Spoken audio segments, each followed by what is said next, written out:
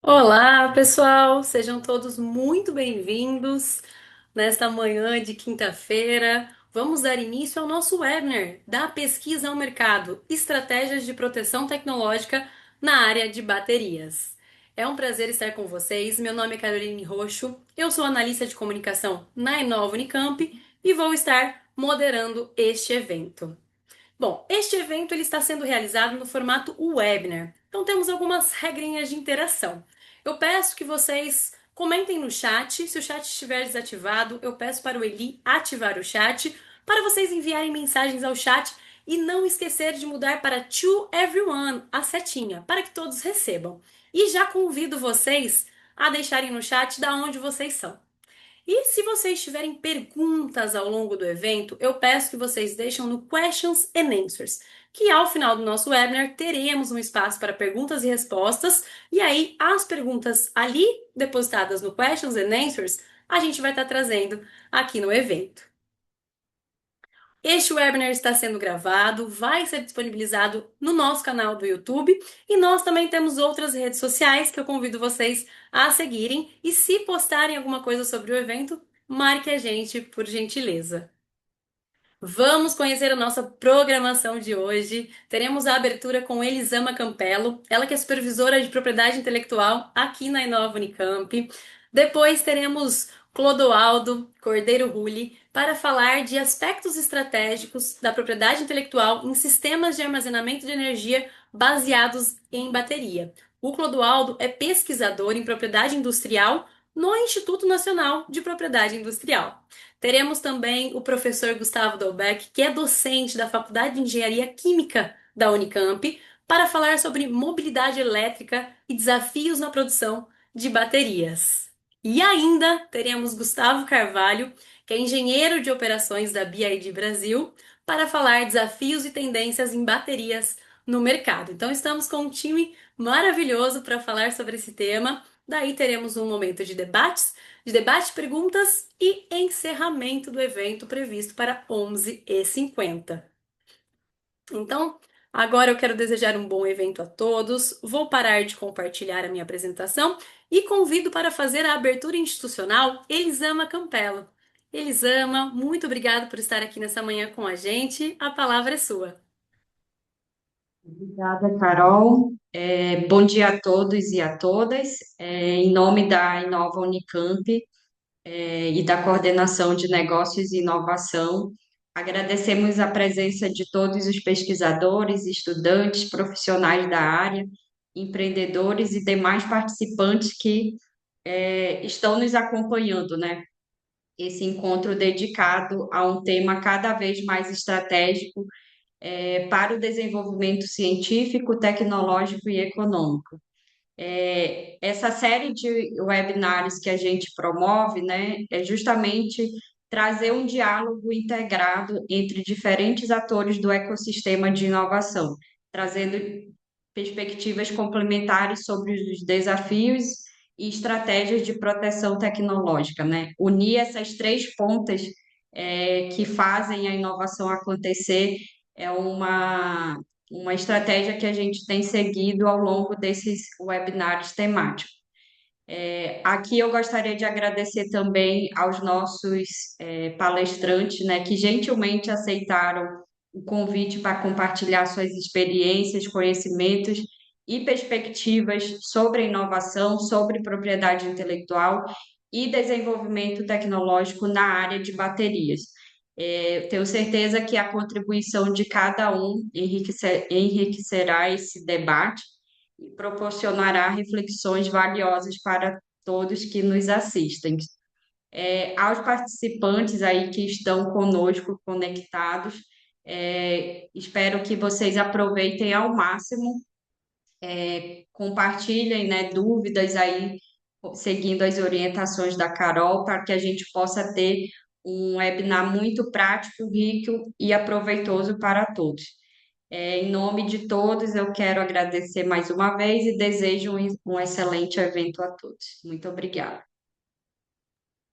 Muito obrigada, Elisama. Então, como mesmo a Elisama falou, esse é um webinar temático, né? Então, a gente promove outros webinars temáticos, inclusive em parceria com o INPI. Então, eu convido vocês a seguirem a Inova nas redes sociais novamente para acompanhar esses e outros eventos temáticos que teremos. Agora, então, convido o Clodoaldo. Clodoaldo, seja muito bem-vindo. Super obrigado por estar aqui com a gente. Temos mais de 60 pessoas interessadas em baterias, hein? Então vamos lá no nosso evento de hoje. Bom dia a todos, todas. E eu queria agradecer o convite a toda a equipe da Inova, a Caroline, o Eli, a Elisama, por essa oportunidade de estar aqui falando com vocês. E meu nome é Clodoaldo, eu sou físico e eu sou examinador de patentes no INPI desde 2006. Eu estava lotado antigamente na sede do Rio, agora atualmente estou na sede aqui de São Paulo. E hoje a gente vai falar, né, sobre os aspectos estratégicos da propriedade intelectual em sistemas de armazenamento de energias, né, baseados em baterias. Né? E pode, pode ir para o próximo slide?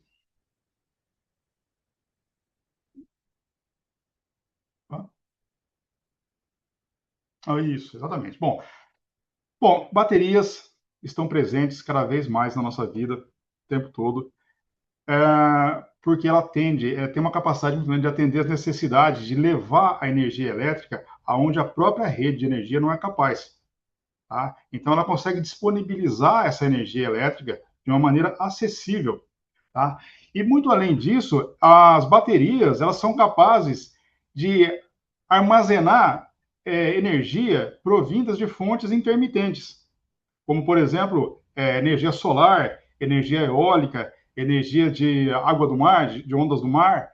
E, então, ela tem essa capacidade de armazenar essa energia e levar, disponibilizar essa energia para locais onde é necessária e onde a rede não chega. E há toda uma preocupação na questão de se proteger a tecnologia relacionada a baterias, né, de se criar essa tecnologia e depois de se proteger essa tecnologia. Por quê?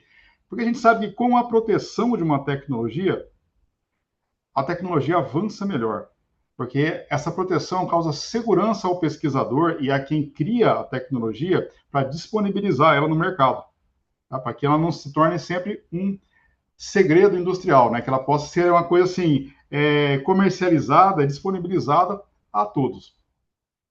E podemos ir para o próximo slide. Bom, aqui ó, acho que é uma questão que a maioria já conhece bem, que são os tipos de baterias que nós temos disponíveis hoje em dia, que são as baterias primárias e as baterias secundárias. Vamos falar da primária inicialmente. Eu tenho aqui uma, inclusive que eu acabei de trocar do meu mouse aqui, que é uma bateria de carbono zinco, né? Então, o que são baterias primárias? São baterias que elas são usadas uma vez e descartadas. Né? Então, é uma bateria que há uma reação química dentro dela. Ela tem lá, basicamente, ela tem os eletrodos, né? Tem o anodo e o catodo, tem uma pasta ou uma solução eletrolítica dentro dela. Essa solução ela vai ter uma certa reação química, vai liberar elétrons, e liberando esses elétrons, ela libera essa energia, ela transforma a energia química em energia elétrica, que é disponibilizada através dos seus eletrodos. Tá? Então, basicamente é isso. Eletrodos, um anodo e um catodo, uma pasta ou uma substância eletrolítica, uma reação química que acontece e a energia é liberada na forma de corrente ou tensão elétrica.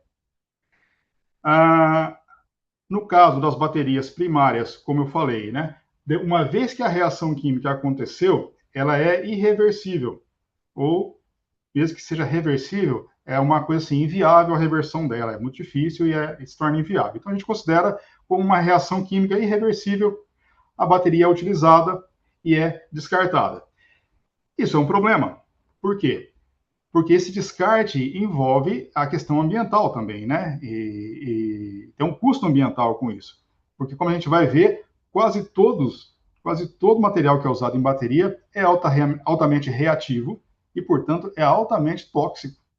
Então, é algo que a gente tem que tomar muito cuidado no manuseio e no descarte. Podemos ir para o próximo slide. O segundo tipo de bateria são as baterias secundárias. Basicamente, elas têm as mesmas partes, as duas. Eletrodos, né? Anodo e catodo, e uma reação química que ocorre e que libera essa energia. A diferença é que a bateria secundária, ela usa reações químicas que são facilmente reversíveis, então elas são recarregáveis. Então, uma vez que toda a reação química aconteceu e a bateria não tem mais utilidade, eu posso reverter aquela reação química, ou seja, eu posso recarregar essa bateria e ela pode voltar ao uso. Mas, mesmo assim, nós temos a questão de uma certa limitação desse número de recargas dessa bateria. E, em algum momento, ela vai ter que ser descartada. E, bom, podemos ir para o próximo slide. Aqui a gente tem uma noção básica de quais são as baterias que mais se comercializam, que se consomem, e quais são os usos que ela tem, né? Então, as baterias primárias, né? As nossas pilhas que a gente tem, as nossas baterias que a gente tem nos nossos brinquedos, controle remoto, essas são as primárias, né? São as alcalinas, são do tipo carbono, zinco, ou as lítio primário, né? Que são aquelas pilhazinhas de lítio, e que são usadas aonde? Relógios, dispositivos de baixo consumo em geral, né? Brinquedo, controle remoto, é usado nessas questões.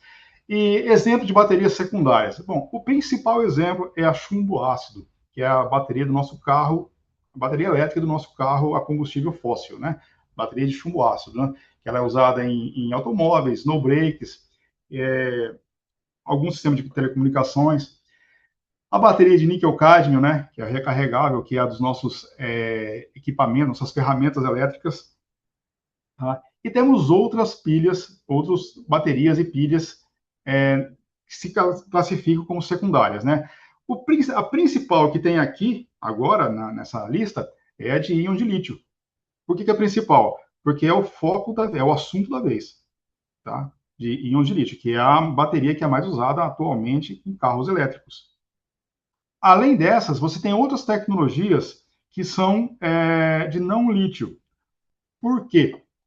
Bom, podemos ir para o nosso próximo slide, que eu vou explicar o porquê dessa tecnologia do não lítio. Bom, a gente vai falar aqui um pouquinho da questão do mercado de baterias no mundo.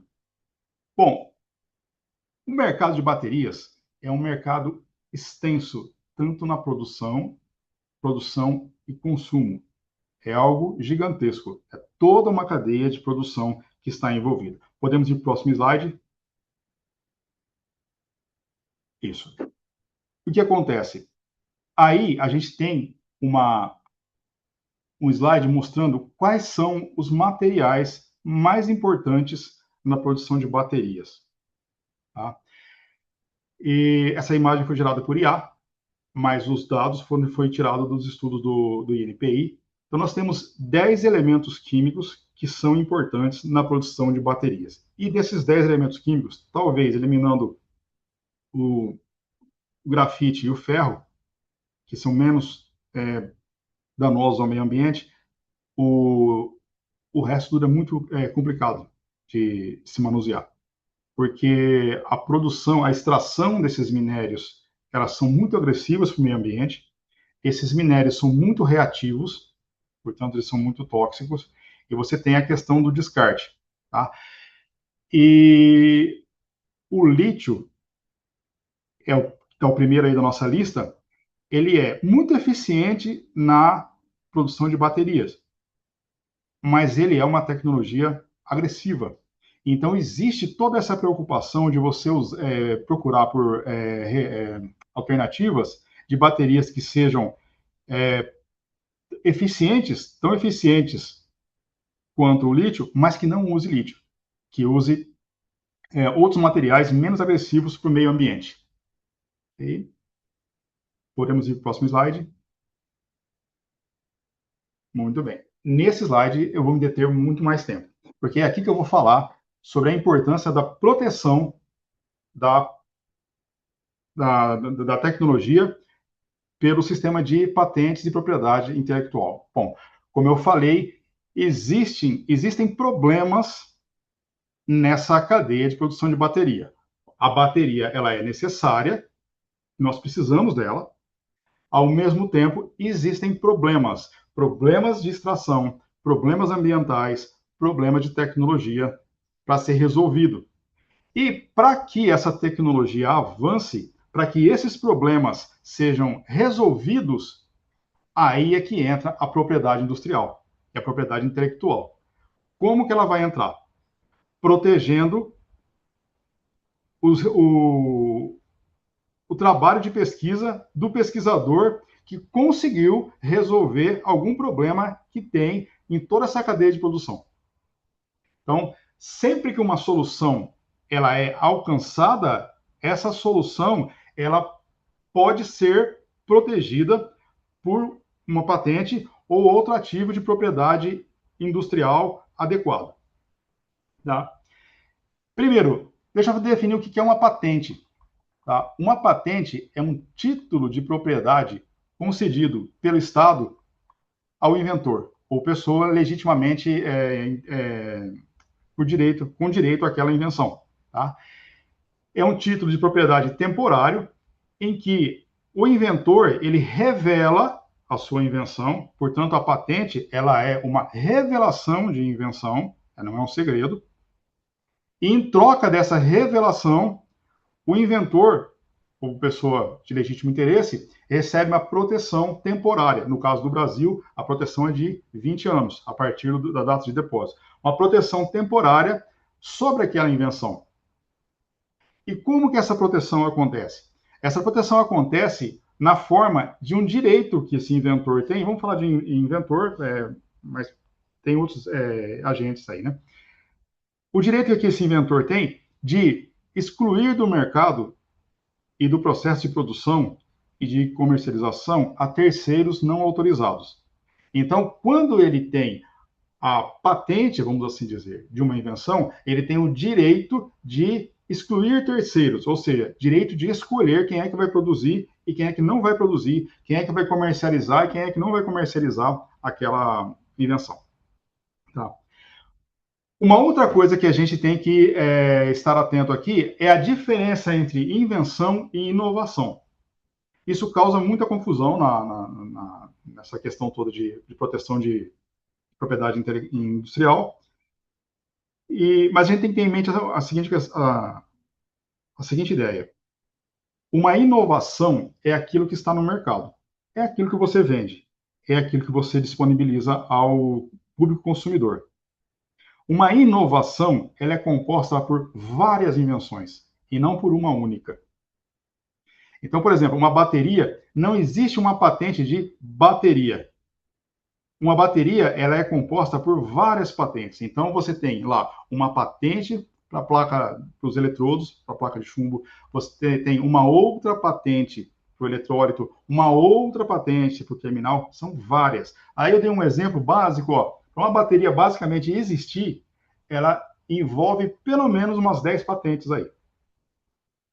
Por baixo, tá? Eu dei um seminário num outro caso, que eu falava de um aspirador de pó.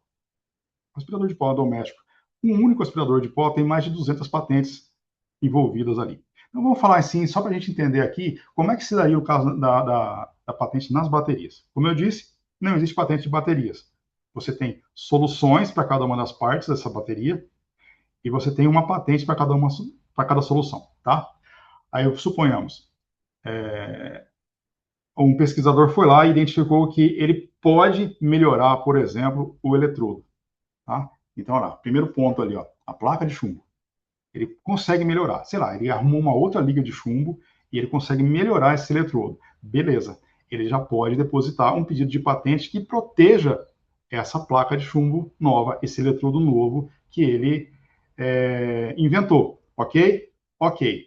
Tá, só que na pesquisa dele, ele vai lá e descobre que aquela liga nova que ele inventou não reage muito bem com aquele eletrólito antigo que ele tinha, que o mercado tinha. O que ele vai ter que fazer? vai ter que fazer uma pesquisa e criar um novo eletrólito. Bom, então aí já temos, então, duas invenções. Por quê? Ele foi obrigado a criar um novo eletrólito, porque para o novo eletrodo que ele criou, o eletrólito antigo não funcionava. Ele teve que inventar o segundo. Bom, aí já temos duas patentes. Porque ele vai ter que depositar uma patente para o novo eletrodo e uma patente para o novo eletrólito. Ok? Ok. Tá, mas aí ele descobre que o eletrólito novo dele, que ele criou, que funciona muito bem, não dá certo com o material que tinha na carcaça da bateria, na caixa da bateria. Ele corrói o negócio. Ele vai ter que fazer, pesquisar um novo material para fazer essa caixa, material que não existia, para fazer essa caixa para resistir a esse eletrólito. Ok? Tá, mas aí essa caixa nova não reage com o material da tampa, e assim vai. Ou seja, uma invenção no início, ela acarretou uma série de invenções. Cada uma delas é protegida por uma patente, por um pedido de patente. Tá? Aí ele foi lá, ele ajeitou a válvula, ajeitou tudo, ajeitou até a resina que ele usa para isolar o polo ali. Beleza? Beleza. Aí ele descobre que o novo. Vamos voltar no primeiro. Ele descobre que a produção do novo eletrodo de chumbo dele, a produção é muito mais tóxica que a antiga. Bom, então ele vai ter que voltar e fazer uma outra patente para mudar a linha de produção dele, para ter mais segurança. Então perceba que uma invenção ela vai puxando a outra, que vai puxando a outra, que vai puxando a outra, e tudo isso precisa ser protegido. Então, essas são as tecnologias envolvidas na produção de bateria. Cada parte da bateria pode apresentar um problema que pede uma solução, e para cada solução você vai ter um documento de proteção para aquilo. Ok? Então, esse é um exemplo de como a propriedade industrial vem para proteger essas invenções e a inovação, que é o agregado de todas essas invenções. Podemos ir para o próximo slide? Esse próximo slide aí, eu só vou passar nele, mas quem puder, pode dar um print na tela aí. Depois vai ser passado o material para vocês. Esses são os principais sites de busca de patentes. Tá? Então, o primeiro são todos abertos, né? E o primeiro é o da Apple. E ele é tão importante que a gente usa no nosso trabalho mesmo, de pesquisador, né, de patente. No nosso trabalho, a gente faz busca nesse site. Tá? Eu chamo a atenção para o primeiro e para o último. O último é o site que dá a classificação das patentes, a classificação das tecnologias. É muito fácil de você navegar nele. Assim, na minha trajetória assim, com esse meio da propriedade industrial, foi a coisa que eu aprendi mais fácil. Primeiro, por quê? Porque é muito intuitivo essa classificação de patentes, é muito fácil de você ver e de você aprender. Então, aí estão então alguns sites para você fazer uma busca, uma pesquisa, um levantamento de patentes e de tecnologias em qualquer área do seu interesse, não só de baterias, mas em qualquer outra área. Podemos ir para o próximo.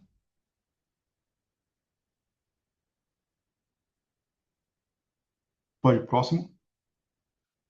Então, a gente vai ver aqui alguns dados sobre a questão, né, desse mercado de baterias no mundo, né?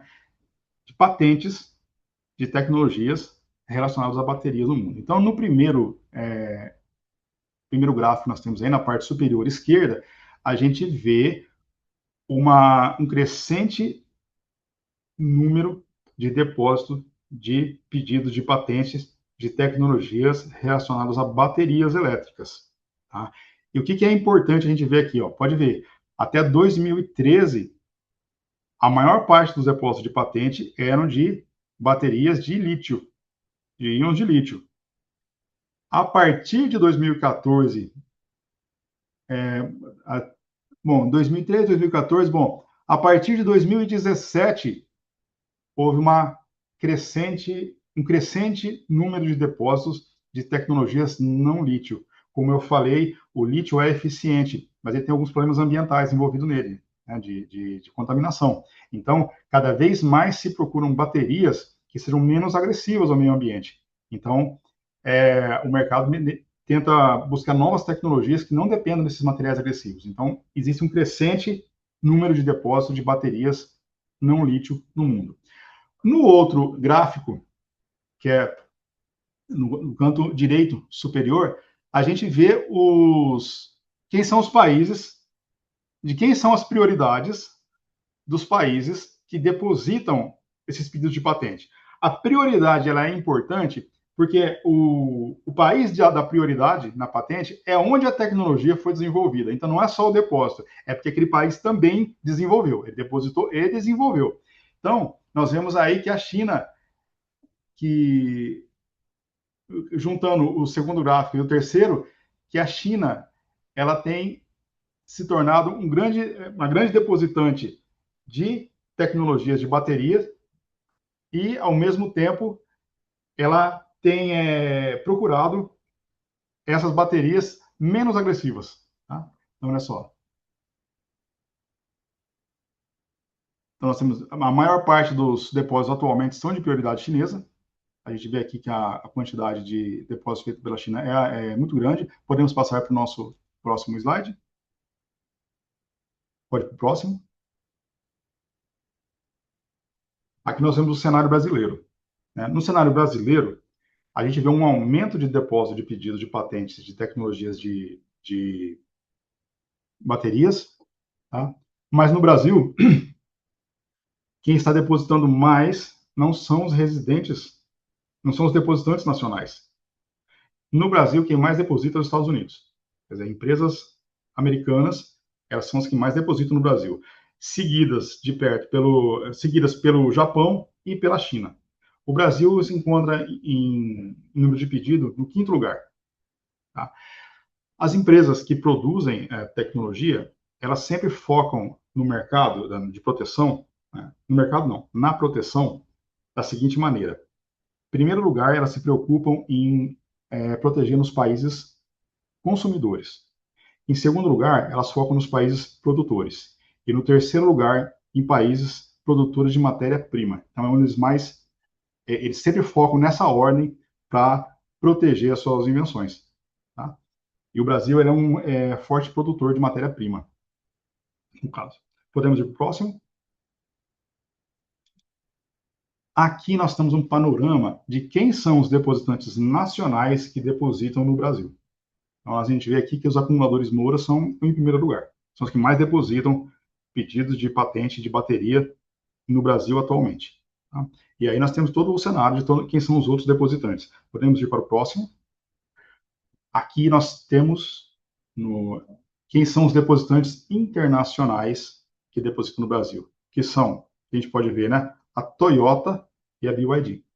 Né? São quem mais está depositando no INPI atualmente. Podemos ir para o próximo. Aqui nós temos um panorama de quais são os tipos de pedido de bateria que se colocam, né? Então, 50% no Brasil é de bateria relacionada à mobilidade, é de carro elétrico, tá? Os outros 25% são para equipamentos portáteis e para sistemas estacionários. Podemos ir para o próximo. Aqui é a mesma situação, só que no mundo. No mundo, nós temos quase 60% de depósito de bateria relacionado a carro elétrico. Tá? 36% de equipamentos portáteis e 7% de sistemas estacionários. E podemos ir no próximo. Bom, então é isso, né? A gente encerra por aqui, pessoal. E essa é a questão, eu espero ter apresentado, que vocês tenham apreciado, essa é a questão da propriedade industrial protegendo as invenções relativas a baterias e outros elementos de disponibilização de energia elétrica. Okay? Então é isso. Parei para o próximo.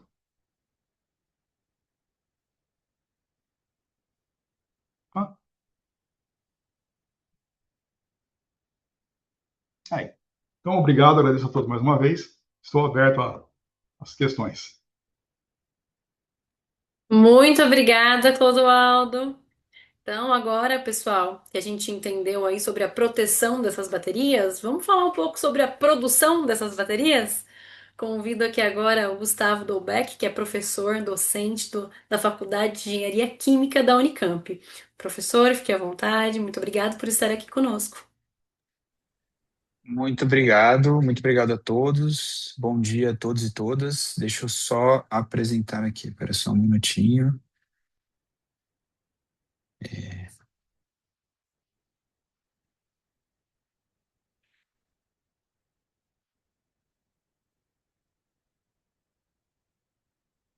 Aí, acho que agora vai.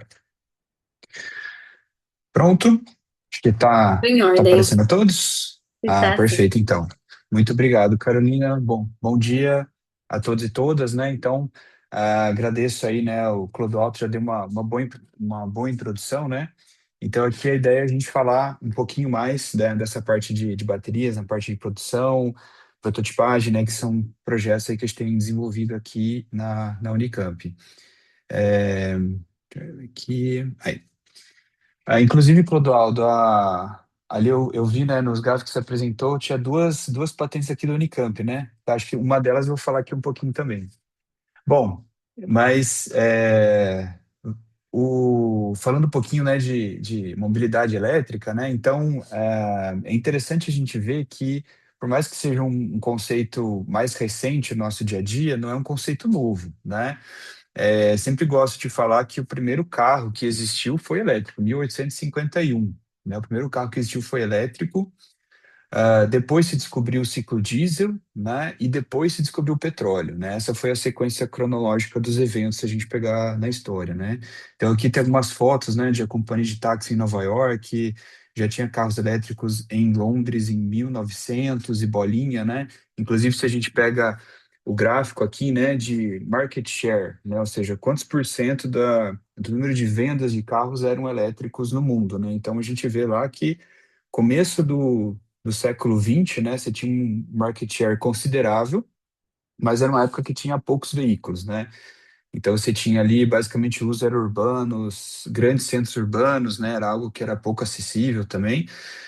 E a partir do momento que você conseguiu ter um combustível líquido, né? Essa que foi a grande transformação realmente no cenário da mobilidade, é que você começou a ter o veículo como realmente né, uma forma de mobilidade para as massas, né, para realmente para ter escala.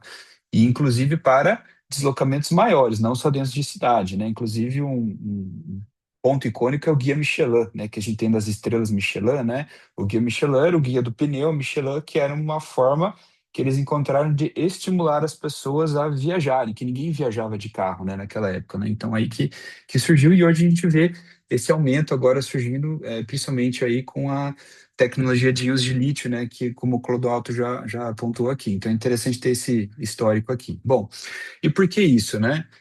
A gente sabe, né, o veículo a combustão tradicional, que a gente está acostumado, ele tem uma eficiência global, né, de uso dessa energia muito baixa, né? Então, quando você adiciona todas as perdas, né, perda de transformação, perda mecânica de transmissão e tudo mais, então a gente tem uma eficiência muito baixa de conversão de energia total. Mas como ele tem muita energia, o combustível líquido ele tem muita energia, então, a autonomia nunca foi um problema, né? Já no veículo elétrico, a gente tem uma altíssima eficiência de conversão, né? A gente tem quase ali 90% de eficiência de conversão total, ou seja, da energia que você coloca para aquilo que você transforma, né, em movimento do veículo, né? Mas como a bateria ela tem muito menos densidade de energia quando comparada a combustíveis líquidos, né? Um dos grandes problemas sempre que a gente vê nesse setor é realmente a autonomia dos veículos, né? E essa preocupação com o carregamento. Bom, e falando um pouco, né, dessas tecnologias, né, a gente tem no mercado hoje várias tecnologias aí né, que associem aí diferentes sistemas de propulsão, né? A gente, né, vê uma transição, né, entre motores a combustão, tração eletrificada, né? Então aqui a gente tem uma sopa de letrinhas, né? Acho que não sei se todo mundo aqui conhece todos, né? Mas tem PHEV, HEV, MHEV, REV, né? BEV. Então tem um monte de siglas aqui que é basicamente formas diferentes da gente fazer essa combinação entre motor a combustão, bateria, motor elétrico e fontes de energia, né? Então né, o que que a gente tem, assim, só para dar uma explicaçãozinha rápida, né? Hoje a gente tem aqui no Brasil bastante, né, crescendo bastante os MHEVs, né, que é o Mild Hybrid, né, Mild Hybrid Electric Vehicle. Então a gente tem um motor a combustão normal, um motor elétrico pequenininho, uma bateria pequenininha e basicamente toda energia ela vem de um tanque de combustível, né? Aí quando a gente vai para o heavy, né, que é o hybrid electric vehicle, né? Aí essa bateria já cresce um pouquinho, esse motor elétrico já cresce um pouquinho, então a porcentagem de eletrificação também cresce, mas basicamente a gente tem a mesma fonte de energia. Aí o PHEV, né, que daí é o plug-in hybrid, né? Então o que que é o plug-in hybrid? Então, de novo, esse motor elétrico já cresceu mais, essa bateria cresceu mais, e agora a gente já consegue carregar essa bateria diretamente, né, na tomada junto com o combustível líquido, né? E aí também a gente tem outras possibilidades de arquiteturas, né? A gente começa a ter mais facilmente colocar tração integral nos veículos, eu ter que trabalhar com mais de um motor, né? Elétrico, o motor elétrico é muito mais barato, então é mais fácil eu trabalhar com esse tipo de arquitetura, né? E mais recentemente a gente também vê no mercado esses REEVs, né, que é o Range Extender Electric Vehicle, né? Então o que que é isso daí? É parecido com o PHEV, só que um motor a combustão ele não está mais ligado ao eixo, né? Ele não produz mais movimento diretamente, ele fica lá única e exclusivamente responsável por gerar energia para a bateria e a bateria sim que ela junto com o motor elétrico impulsiona e aí eu tenho de novo, né, ou colocar na tomada ou um combustível, né, que eu tenho ali disponibilizado. E por que que eu faço isso? Porque aí eu consigo trabalhar com regime, né, de rotação do motor que deixa ele mais eficiente, né? Então o motor a combustão ele por mais que pareça que ele é uma máquina dinâmica, né, ele não é muito bom em regimes transientes, né? Ele gosta de ficar operando mais em regime estacionário. Então, com isso, a gente joga essa parte dinâmica, né, da direção para o motor elétrico, que é uma máquina dinâmica que não tem nenhum problema em lidar com esse tipo de circunstância, né? E para quem já dirigiu, tração elétrica é muito mais gostosa, né, do ponto de vista de resposta, né, de controle de tração, do que um veículo a combustão, né? Na maior parte das vezes, né? Tirando, né, esportivos, que é diferente, mas na maior parte das vezes esse é o caso. Então, aí quando a gente olha até para o panorama aqui, né, nacional, a gente vê, né, todo mundo sabe, tem esse crescimento aí de veículos eletrificados, então aqui a gente compara, né, estratifica aonde que está esse volume, né? Então os BEVs, né, que eu não falei ali, mas BEV é Battery Electric Vehicle, né? Então seria os 100% elétricos, toda a energia vem da bateria, eu preciso carregar na tomada, eu não tenho combustível líquido associado.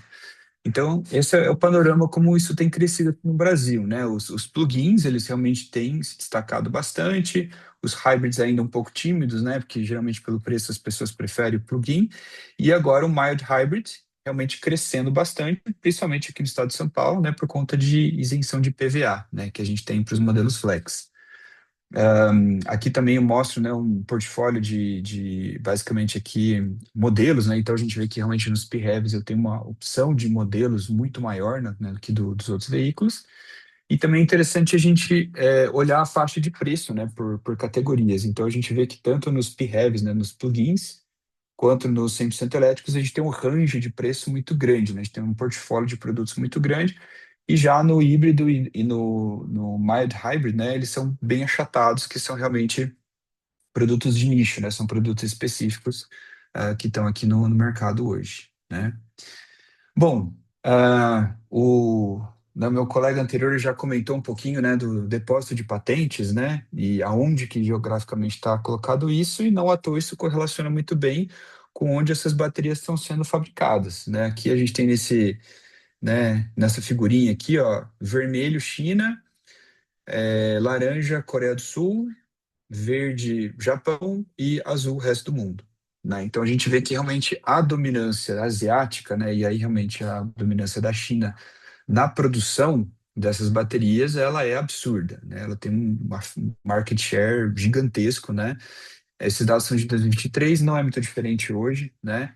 Então, né, aqui a gente tem os principais players, né? CATL, maior do mundo, né? Fornece para quase todas as montadoras. BYD aí vem em segundo lugar, né? Ela começou com uma fábrica de baterias e depois, né, passou a produzir carros e ônibus, né? E aí a pergunta que a gente coloca aqui, né, para provocar puxa, será que a gente está saindo de uma dependência, né, para outra dependência, né? Eu tinha uma dependência de insumo, agora tem uma dependência tecnológica, né? Como é que a gente fica, né, nesse meio termo aí? E aqui também fazendo um paralelo com matérias-primas, né? No Clodoaldo já apresentou algumas, então, falando aqui, por exemplo, do lítio, né, que é uma delas, né? Aqui a gente tem muito aqui no Chile, na Argentina, são grandes exportadores, mas acredite ou não, a maior reserva hoje, né, de lítio minerável, ele está na Bolívia, que ainda produz muito pouco, né? Nosso vizinho aqui. Falando das células, né, das células de lítio, né, também se faz tecnologia com uso de ferro, também tem crescido bastante. O Brasil é um grande produtor, então, assim, a gente está numa posição geográfica que as matérias-primas, para nós, elas são muito facilmente acessíveis. O que a gente não tem é infraestrutura de refino e de manufatura, né, esses que são realmente pontos complexos. Bom, falando um pouquinho do custo, né, também desses sistemas, então aqui a matéria-prima realmente tem um custo super importante aqui para composição do preço final da célula, né, aí manufatura, né, mais ou menos um quarto aí do preço, material náutico mais barato, né, e os outros materiais são um pouco mais acessíveis.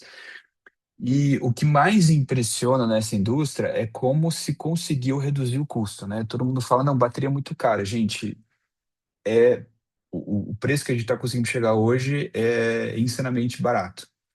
Se a gente pegar aí 10 anos atrás, US$ 300 o quilowatt-hora, hoje a gente está falando menos de 100, está falando de 70, eu já ouvi até US$ 65 o quilowatt-hora nas produções, principalmente na química do LFP, né, que é de ferro fosfato.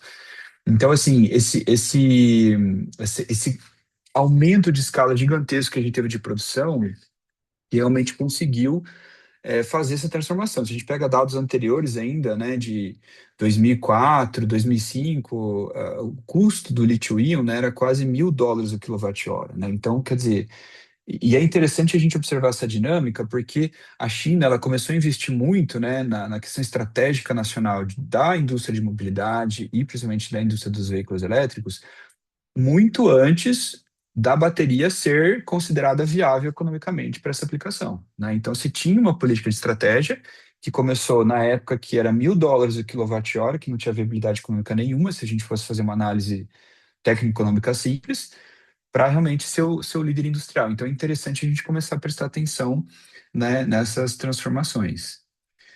Bom, né, aqui também só como provocação, né, isso aqui falando é placa fotovoltaica, bateria, né? Custo de produção à esquerda, né?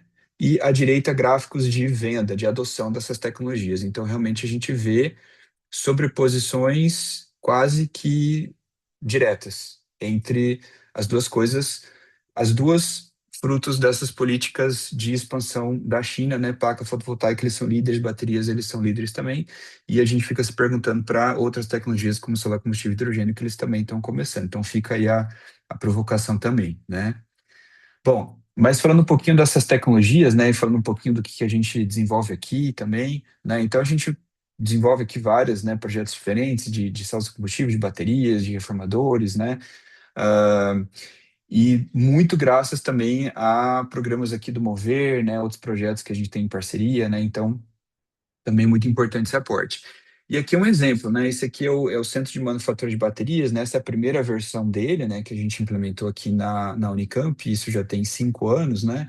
E aqui mostrando um pouco do processo de manufatura, né? Dessas baterias. Então, a gente tem ali mostrando primeiro a preparação, né? É tipo uma pasta, uma tinta, né? Que a gente faz, que é onde tem os nossos materiais ativos. Então a gente faz esse filme, tanto para o anodo quanto para o catodo, né? Que é a composição da bateria, depois ele passa por um processo de secagem, um processo de calandragem, né? Para reduzir a resistência interna. Depois isso é cortado em diferentes formatos, né? Então aqui, por exemplo, são cortes que a gente faz para uma célula mais ou menos equivalente ao que teria no celular, no notebook. Depois a gente tem a parte de empilhamento, né, dessas células do anodo, do catodo, né, do separador aí branquinho que está aparecendo, parte de encapsulamento, até chegar na célula final, que são células, né, desse tipo aqui que a gente consegue produzir aqui na universidade, né?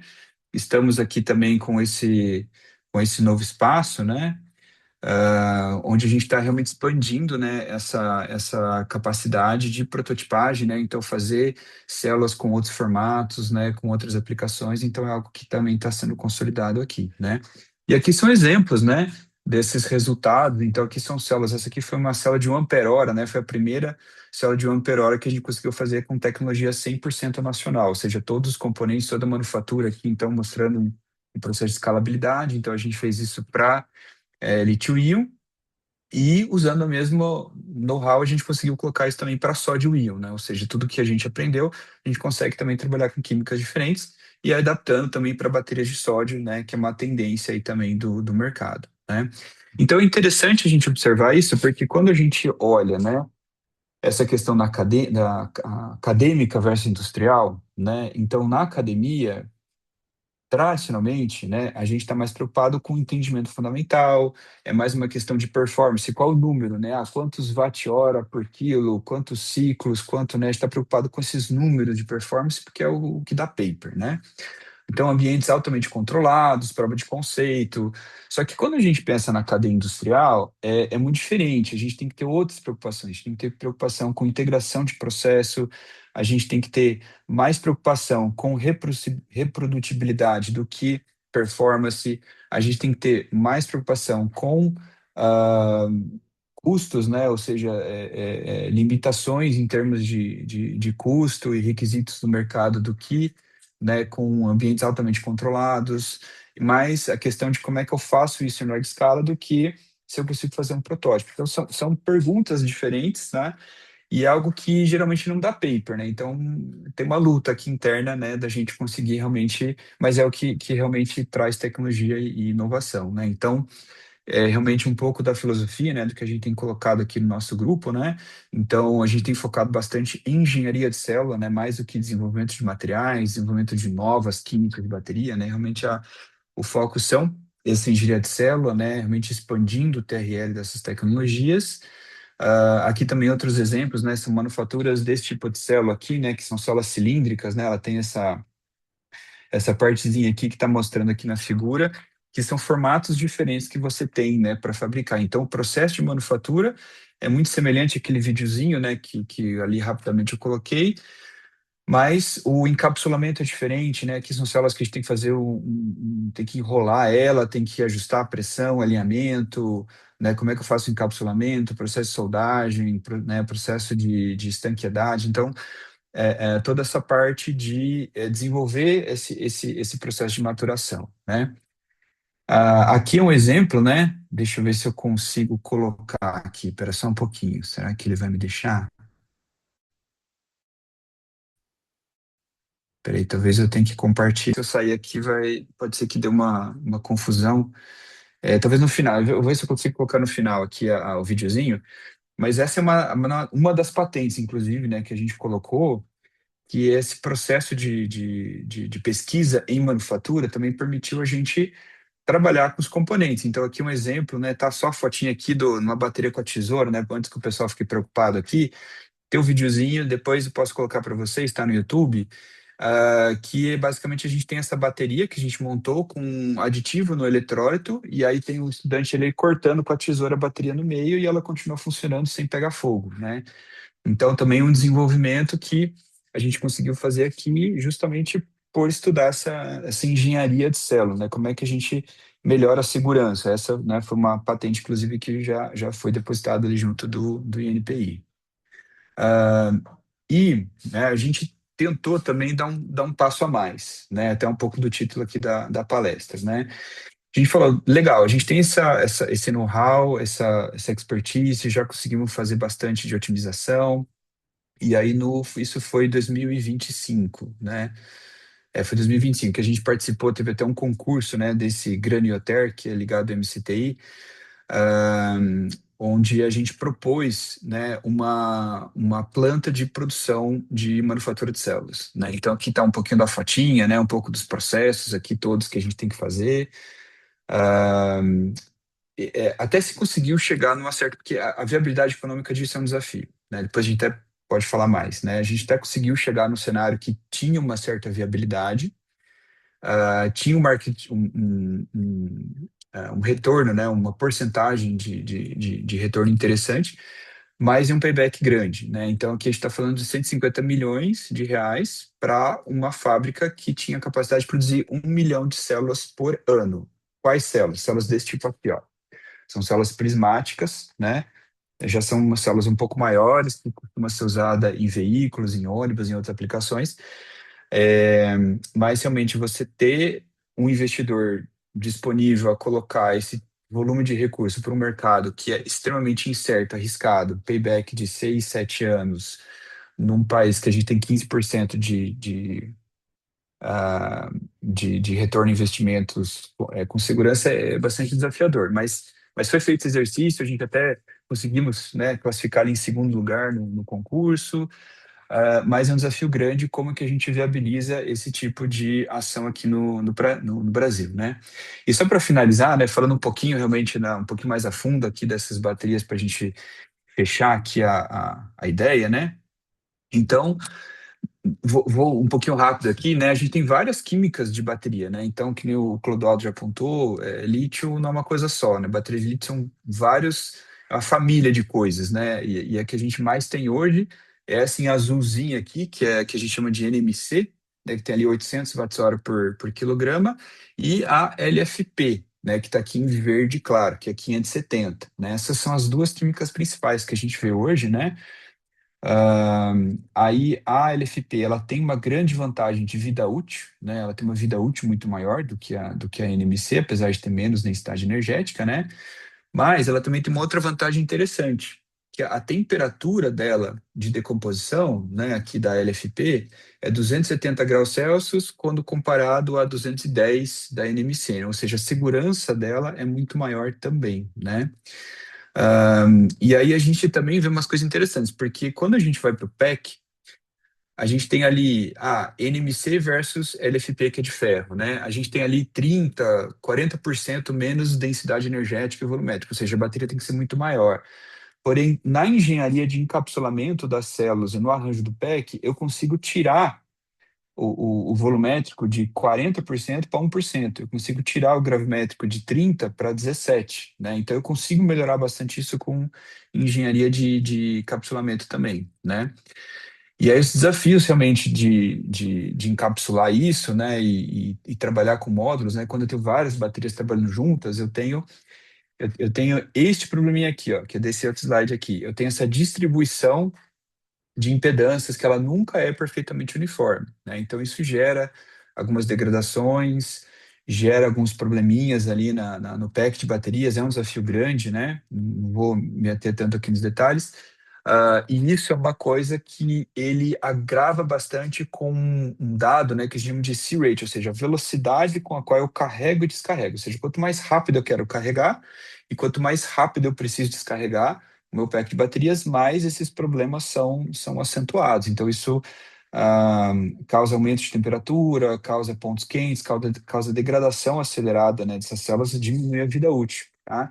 E só para fechar aqui com a parte de manufatura, o que isso representa na prática também? Custo. Tá?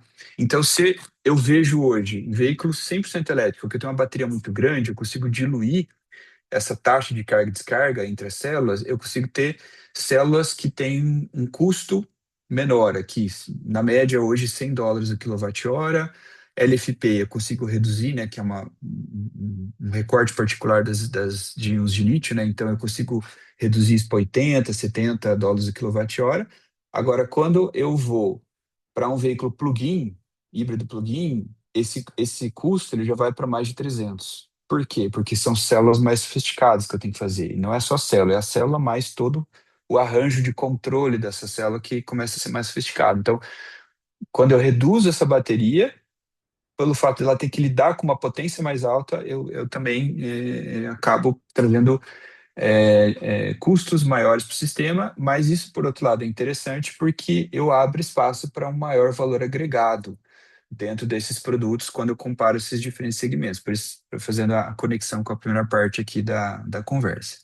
Gente, é isso. Espero não ter me estendido muito aqui na apresentação e depois a gente fica aí para conversa aí, para perguntas.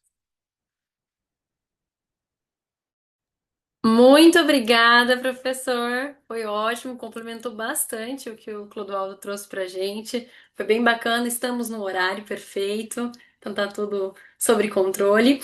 Pessoal, eu convido vocês a deixarem o LinkedIn de vocês aqui no chat para a gente se conectar.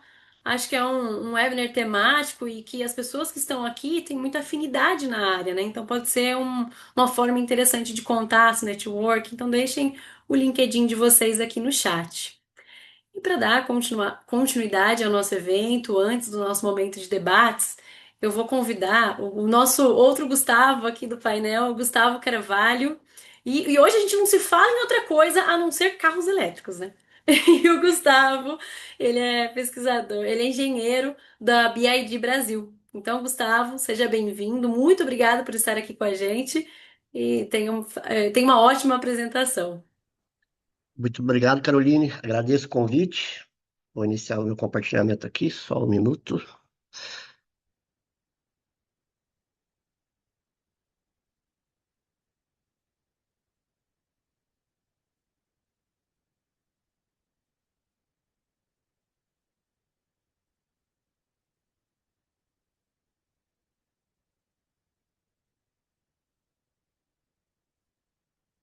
Vocês conseguem ver a minha tela? Sim, Gustavo. Beleza. Bom, muito obrigado pelo convite. É, agradeço também aos colegas Clodoaldo e Gustavo, meu xará, por excelentes apresentações e eu espero poder complementar um pouquinho e entregar uma apresentação à altura, né? Então, o grande desafio hoje das baterias já não é apenas o armazenamento de energia, mas entregar o desempenho, segurança e escala ao mesmo tempo. Meu nome é Gustavo Carvalho e eu vou falar um pouquinho sobre os desafios e tendências das baterias no mercado.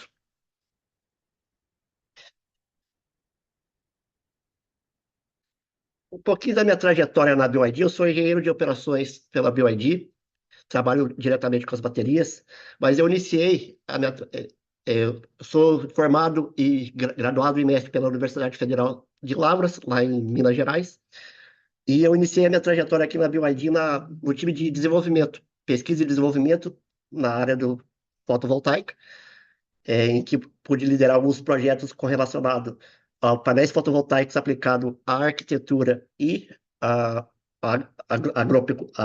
agricultura também. Mas ali eu sempre tive um pezinho nas baterias. Eu pude conduzir alguns projetos também envolvendo a segunda vida das baterias, que é um tema bem interessante também. E desde 2024 eu assumi as operações diretas com as baterias, tanto de ônibus quanto de carros elétricos e também de empilhadeiras e caminhões, que são outros produtos que a gente recebe aqui na BYD. Então, hoje eu lido diretamente com essa questão das baterias na linha de frente.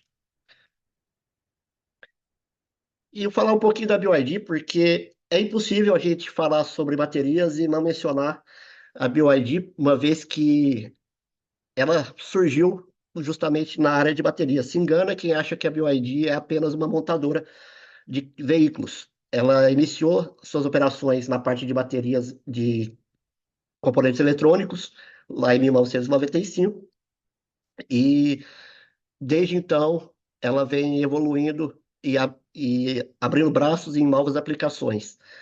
Eu achei interessante trazer esses dados aqui, porque conversa muito com o tema desse painel, que é a parte de patentes. E também conversa bastante com a primeira palestra que fala sobre o depósito de patentes na China. A BYD, ela tem 122 mil profissionais de P&D. São números bem expressivos, porque a gente está falando da China, né? 1,6 bilhões de habitantes, então são sempre números muito elevados. Tem 11 institutos de pesquisa e ela tem 45 pedidos de patente por dia. Ou seja, esse número conversa bastante com o que foi apresentado na primeira palestra, e a gente entende o porquê que a BYD ela não é apenas uma empresa de carros, né? Ela é uma empresa tecnológica. E lá na sede dela tem uma parede com 1.250 patentes expostas para justamente mostrar que ela investe nessa parte e sendo o seu core business a parte de baterias, né? Então, ela começou pelo onde estava o gargalo e depois construiu todo o carro em volta dela, né? E um pouquinho desse histórico de desenvolvimento, né?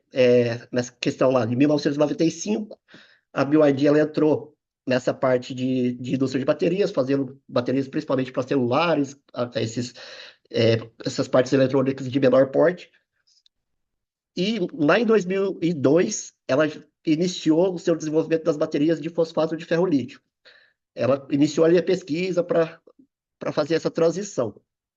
Mas ela também já tinha know-how de como trabalhar com as baterias de química NCM, que foi o que o Gustavo mencionou na apresentação dele também. As duas maiores que possuem maior market share hoje é a NCM e a LFP.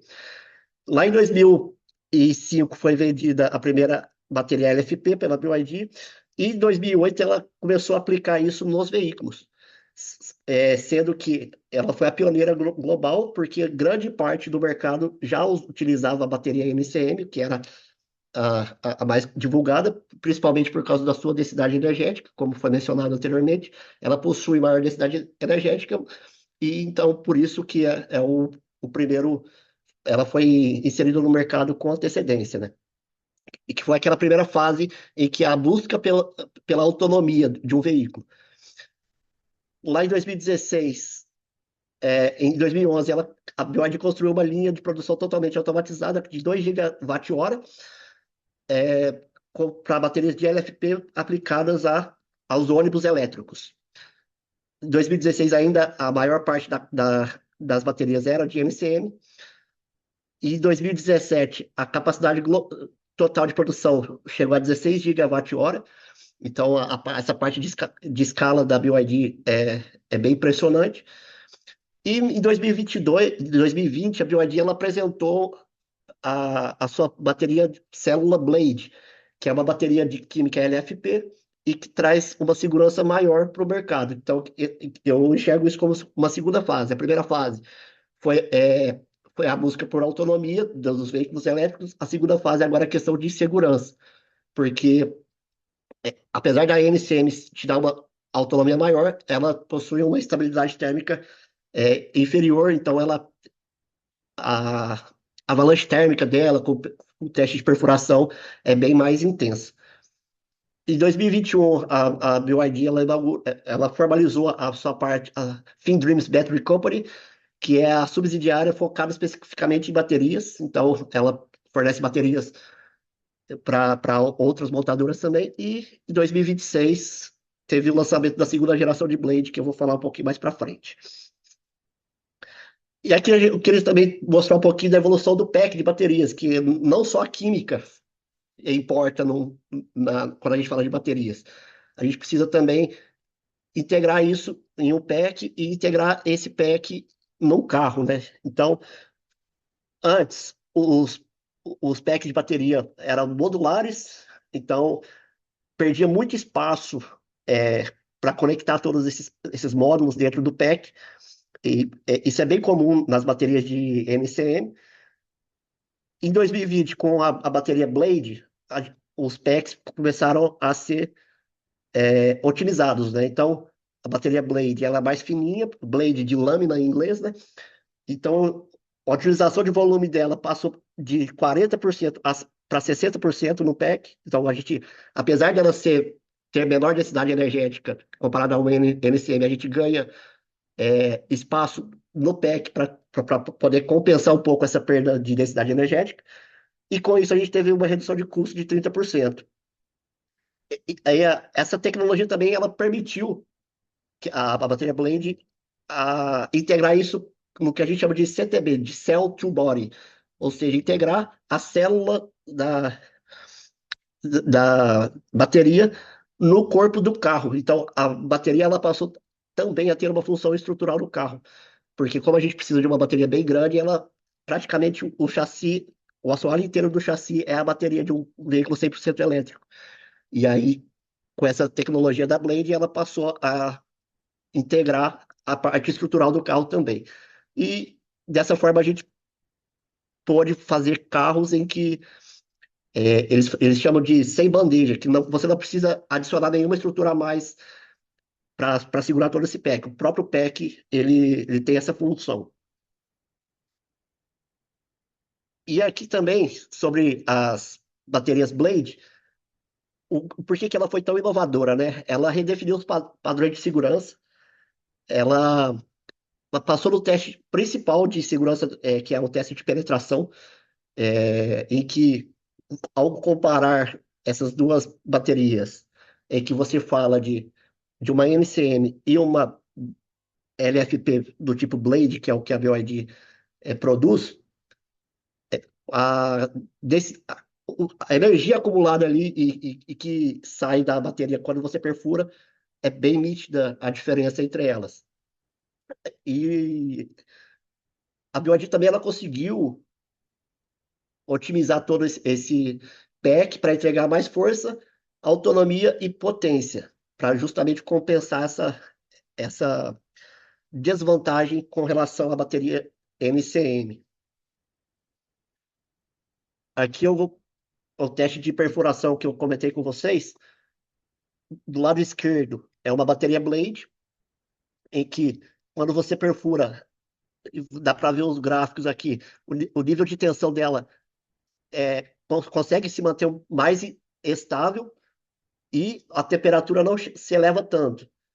Mas quando você já perfura uma bateria NCM, visivelmente você vê a fuga térmica, a avalanche térmica, que é o termo utilizado nesse tipo de teste, e que causa uma insegurança, né? É por isso que todo mundo fica preocupado. Ah, se a bateria pega fogo, não pega? Ela pode pegar fogo sim, mas com o avanço das tecnologias, elas estão cada vez mais seguras, né?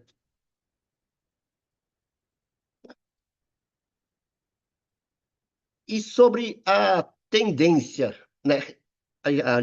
Como eu comentei para vocês, em que a primeira fase dos carros elétricos tinha essa ânsia de autonomia, em que eu vou conseguir dirigir quantos quilômetros com uma bateria. Então, esse problema a gente conseguiu resolver de forma satisfatória com otimizando a química, otimizando o PEC, beleza. Aí surgiu um segundo problema. A gente passou a querer responder qual que é a segurança delas. Então, a Blade veio aí para responder esse segundo problema de quando existe algum acidente, perfurou, impacto, ela vai pegar fogo. Já conseguimos reduzir bastante esse efeito negativo de uma bateria em chamas, né? E agora, esse ano, eu enxergo que a gente está entrando numa terceira fase, e que é a questão de recarga ultra rápida, porque todo mundo pergunta quanto tempo demora para carregar um carro. E a BYD, como tem toda essa estrutura de pesquisa e desenvolvimento, ela investiu pesado para justamente integrar a capacidade de recarga juntamente com a segurança da bateria. Então, esse ano, o Mister One, ele anunciou a segunda geração das baterias Blades, em que em 5 minutos a gente consegue fazer uma recarga de 10 a 70%, em 9 minutos de 10 a 97%, e um desempenho em temperaturas muito abaixo, em menos 30 graus, você só acrescenta 20% a mais no tempo de recarga, que é um problema que a gente tem em países muito frios, né? Que a bateria ela precisa ter uma faixa de operação mais controlada. Ela não funciona muito bem quando é muito frio e ela também não pode esquentar muito. Então você precisa controlar toda essa temperatura. Então eu vejo que a tendência que a gente está indo agora é responder esse anseio do mercado, né? Tipo, quanto tempo vai demorar para a gente carregar um carro? Então, e não só a, a inovação da bateria em si, mas toda a plataforma que envolve ela. Então, não são todas as baterias é, que vão suportar esse carregamento ultra rápido. Você precisa ter o carro com as portas, as eletrônicas adequadas para isso, para fazer todo esse gerenciamento, BMS. Você precisa de carregadores específicos. Então, a gente fala de carregadores de 1 megawatt de potência. Então, números que chamam bastante atenção. E nessa segunda geração de baterias Blade também, a gente conseguiu aumentar um pouco a densidade energética em comparação à primeira geração. Então, eu vejo que é um salto bem importante que a gente está dando com relação a, a essa questão de tempo de recarga, né? E sobre os desafios e oportunidades, né? Enxergando a cadeia como um todo. A gente tem as baterias 100% saindo de fábrica e tendo uma aplicação da eletromobilidade. Só que a pergunta é, o que eu faço com a bateria depois que ela não serve mais para aplicação de eletromobilidade? Então, normalmente, abaixo de 70% de vida útil dela, elas não estão muito boas para eletromobilidade, mas isso não quer dizer que a gente não possa reutilizar essas baterias. E aqui eu vejo um grande desafio e, como todo desafio, traz também a oportunidade. Projetos de reuso das baterias. Isso vai fazer com que o custo de uma bateria, que no passado foi muito elevado, hoje reduziu bastante, como o Gustavo trouxe esses dados para a gente, mas ainda assim é um valor considerável, a gente consegue diluir esse custo se a gente aumenta a vida útil dela em outras aplicações. Então, uma oportunidade bem legal de P&D aqui seria no reuso das baterias de segunda vida, que foi no meu primeiro slide que eu mostrei para vocês na minha jornada da BYD, eu tive um contato com esse tipo de pesquisa de reaproveitamento de baterias. Aquelas baterias da bancadas eram de ônibus. A gente fez uma seleção de quais estavam adequadas para fazer um sistema de armazenamento estacionário.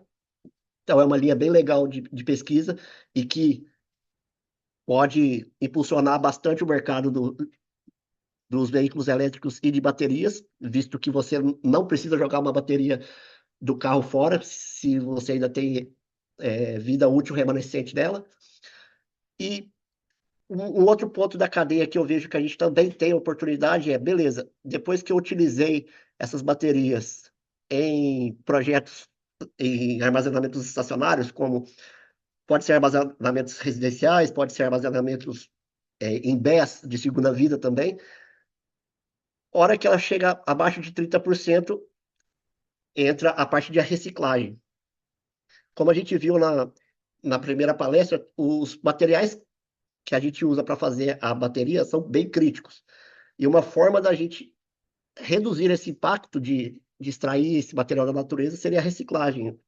Hoje, isso aqui já acontece na China, em que as empresas elas batem na porta de montadoras elétricas querendo comprar bateria usada justamente para fazer a reciclagem e voltar o material para a cadeia produtiva. Então, eles conseguem extrair o que a gente chama de black mass, que é basicamente os componentes de grafite, carbono, lítio, que está tudo ali misturado na parte química das baterias mesmo, e você volta isso para a cadeia e consegue separar alguns materiais para reutilizar isso na cadeia de novas células. Então, a gente chama isso de mineração urbana, é uma forma de diminuir o impacto ambiental e também de reduzir os custos, que certamente vai ser muito mais barato você fazer essa mineração urbana, estruturando toda essa logística de retorno das baterias para fazer a classificação, separação e retorno do material no mercado. E então a gente consegue fechar o ciclo, né? Essa é a minha visão hoje das duas grandes oportunidades que a gente tem no mercado de baterias, especialmente com o aumento dos números de veículos elétricos aqui no Brasil. E para finalizar, a mensagem que eu gostaria de deixar aqui é que inovação em bateria, ela não necessariamente precisa ser feita só na parte da química em si. A gente pode ter, na cadeia como um todo, a gente consegue ter várias oportunidades de inovação e que, consequentemente, podem trazer várias patentes atreladas a isso. Então, o que eu vejo, a pesquisa, ela tem que ficar atenta para resolver os problemas que o mercado pede, mas isso tem que trazer uma proteção tecnológica para você não perder essa vantagem competitiva, né? Não adianta nada a gente resolver o problema e não estar bem protegido e qualquer um pode vir aqui pegar a sua tecnologia e aplicar e você perdeu a sua vantagem tecnológica.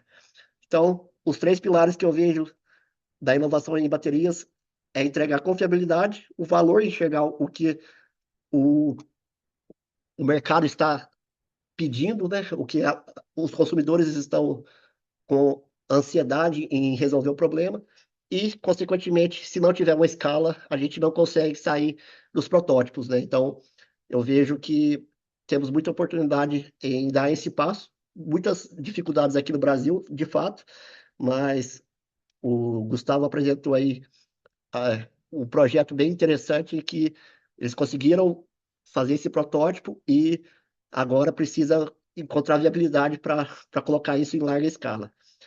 Então, o futuro das baterias não será definido apenas em quem inova mais, mas por quem consegue escalar com segurança, custo competitivo e velocidade de mercado. Essa é a mensagem que eu gostaria de deixar para vocês e agradeço a oportunidade de compartilhar esse conhecimento com vocês.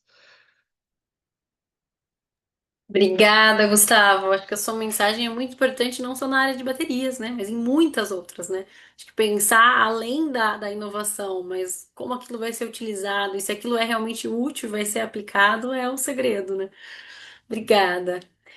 Pessoal, então a gente já tem perguntas aqui. Agora eu convido aos nossos palestrantes a abrirem as câmeras para o nosso momento de debate. Já temos, já temos aqui algumas perguntas. O Júlio disse que ao final tem uma dúvida para a BID. Júlio, pode deixar aqui, por favor, a sua questão e aí depois a gente já responde ela, tá bom? Vamos começar aqui pelo Elkin. O Elkin, eu acho que ele mandou a pergunta, se eu não me engano, o Clodoaldo estava apresentando. O Elkin, ele está perguntando, no mercado tecnológico das baterias, qual apresenta menor custo, as de lítio ou as baterias de não lítio? E também, quanto é a eficiência dessas baterias? Então, acho que ele comentou para o Clodoaldo, mas todos os demais É, também podem colaborar. tá. Não, assim, no caso no que tange a propriedade industrial e intelectual, a gente não observa, não foca nisso, tá? O que a gente foca é só, assim, na natureza da tecnologia e se ela pode ser protegida ou não, entendeu? Com base, assim, no que já foi criado de tecnologia antes. Agora, essa noção de valores, isso aí a gente não tem uma nós não, o INPI não foca nisso exatamente. É só na proteção mesmo da tecnologia. Acho que isso vai mais para o campo da pesquisa. Gustavo Exatamente, levantou a mão, exatamente. inclusive. É. Professor, por favor. Não, obrigado. E a gente sempre está olhando isso, né? O meu xará aqui também pode comentar, né? Aliás, até ia comentar, a gente tem exatamente o mesmo nome, viu, Gustavo? Porque Dolbeck é Carvalho em tcheco, então é exatamente o mesmo nome que a gente tem aí em línguas diferentes. É, então, a questão é o seguinte: essa análise a gente tem que pensar da seguinte forma: uma coisa é potencial redução de custo. Você olha matéria-prima, você olha que nem sódio, sódio é mais barato que lítio. Ah, mas então a bateria de sódio é mais barato que lítio? Não, não é. Hoje não é. Por quê? Porque outra coisa é você pensar em toda a sua cadeia de fornecimento de matéria-prima estar estruturada para fornecer a quantidade que você precisa para Gigafactory lá que o Gustavo falou, lá de 16 gigawatt-hora, quer dizer, qual que é o volume, prazo de entrega, especificação. Então, você conseguir fazer isso com um produto novo é muito difícil. Você não vai conseguir fazer isso do dia para a noite. Então, assim, novas tecnologias, elas não vão ser mais baratas do que lítio, não vão. Até por isso que lítio acabou dominando tudo, né? Agora, potencialmente, com ampliação de escala, com esse mesmo trincheira que se fez para lítio, potencialmente lá na frente, e aí vai demorar alguns anos para isso, o CAPEX grande, ela pode ter redução de custo? Pode, né? E é isso que é uma das grandes promessas da sódio, por exemplo, que ela consegue ter uma redução de custo por causa das matérias-primas. Mas então eu colocaria isso, assim, hoje, se a gente olhar, eu quero hoje. Não, lítio-íon vai ser o mais acessível, até por isso que até os grandes projetos de BESS, né, que é o Battery Energy Stationary System, né, que são baterias estacionárias, né, que a gente fala aqui de grandes capacidades, eles também são baseados em lítio, né, você tem um produto só para atender tudo que você tem em volume. Enfim, mas é isso que eu ia comentar.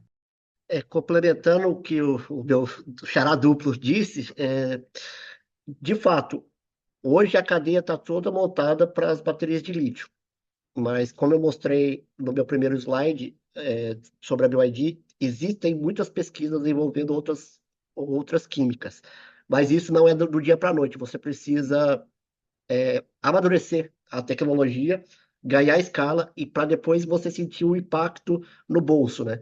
Então, em questão de custos, por exemplo, hoje a bateria de LFP ela é mais barata que a NCM, justamente porque a matéria-prima dela é mais barata, a gente está falando de ferro e o lítio, as duas vão ter lítio, no caso, comparado com níquel e cobalto e manganês, que já tem um valor agregado maior, e também questão de escala. Então, para esse momento, hoje o que domina é lítio, então, e vai ficar por um tempo ainda. Mas isso nada impede de que no futuro próximo, talvez a gente já consiga falar de baterias de sódio, de outras químicas, e que a matéria-prima vai ser mais barata, e aí sim a gente vai conseguir mais escala, e aí você consegue reduzir isso duplamente, o impacto no bolso, né? Obrigada, pessoal. Aproveito aqui ao professor Gustavo também. A Isabelle, ela está perguntando sobre alguns gargalos técnicos para desenvolver uma cadeia produtiva própria de baterias no Brasil, considerando a riqueza em lítio e outros Uhum. minerais aqui do Brasil. Não, legal, legal. Essa é uma ótima pergunta, né? A parte de baterias não é uma indústria, é um ecossistema, né? Então, mineração a gente tem, né? A gente já extrai bastante ferro, os nossos colegas aqui da América Latina têm muito lítio, o Brasil também está produzindo, né, o minério. Agora, outra coisa é você pegar essa matéria-prima e fazer o refino, que aí você tem um valor agregado grande que você está adicionando. Não é uma indústria barata de você colocar, você tem que fazer o refino dessa matéria-prima, aí você já consegue elevar o nível de valor agregado, né? Que você vai fazer a venda e tudo mais. Esse refino tem que ser qualificado, validado, né? Não é simplesmente, né? Para você fazer isso entre distâncias grandes também não é muito fácil. Hoje a China detém a maior parte do refino também dessa matéria-prima, ela que é a detentora. Então você tem que colocar essa cadeia de refino para chegar no grau bateria. Aí você entra na parte de produção de eletrodos e depois montagem de célula. Então, assim, é toda uma cadeia que você tem que ter colocada, que uma peça sozinha nesse sistema não vai funcionar. Ela vai ter que pensar tudo junto, né? E esse é um pouco da vantagem que a gente vê na China, as coisas elas são muito integradas, né? A gente vê lá polos, né, industriais que você tem todos os fornecedores ali num raio de 20, 30 quilômetros, é um negócio monstruoso que uma cidade dá conta de, sei lá, 10, 15% da produção mundial daquele componente numa cidade só. Essa é uma integração importante que você tem lá, que o Ocidente não conseguiu reproduzir isso muito bem ainda. A gente está apanhando para tentar colocar isso. Então, esses que são os grandes desafios. Como é que a gente alavanca tudo junto, né? Numa indústria que você tem um risco muito grande de market share. E aí, só para finalizar, os maiores consumidores são a indústria automotiva, que é uma das piores indústrias do mundo que você tem para validar componentes novos. Então, assim, imagina só, você é uma Volkswagen, você não produz células, você vai comprar lá da CATL, você vai comprar né, de uma outra empresa de fora. É a sua marca que está sendo exposta se der algum problema naquele negócio que não foi você que fabricou. Então, como é que você vai fazer né, o entrave, né, de você entrar nesse mercado, ele é muito grande. Então, esses que são os desafios, né? Esses que são os desafios aqui. Só estou colocando problema, não estou colocando solução ainda, né? Obrigada, professora. Eu já aproveito aqui então para emendar a pergunta do Henrique, que ele está falando sobre reciclagem de baterias no Brasil. Como que estão os avanços no mercado nacional e a viabilidade econômica nesse setor? Aí também convido os outros a complementarem a resposta. Eu acho que eu posso complementar um pouquinho, porque eu lido diretamente com isso. Hoje nós temos empresas validadas para fazer a reciclagem. Não tem muita viabilidade econômica ainda, por questões de volumes, mas temos empresas capacitadas em extrair é, o black mass, que é a massa negra, né, que dos eletrólitos da bateria, ela consegue separar o fosfato de ferro e consegue, em um outro nível, separar os sais de lítio. Então, estamos avançando com isso. O próximo passo agora é ganhar escala para tornar isso mais viável economicamente, porque hoje a gente paga para reciclar. A BYD, como empresa, ela precisa dar uma resposta para o mercado de o que vamos fazer com essas baterias. E é um dos meus trabalhos aqui na- no pós-vendas de bateria.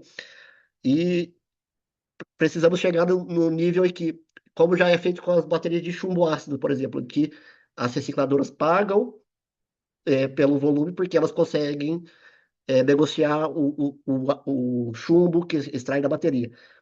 A maior dificuldade hoje das baterias LFP é porque o valor agregado não é muito alto dos subprodutos. As- Hoje, se eu tiver uma bateria de NCM para descartar, a recicladora me paga.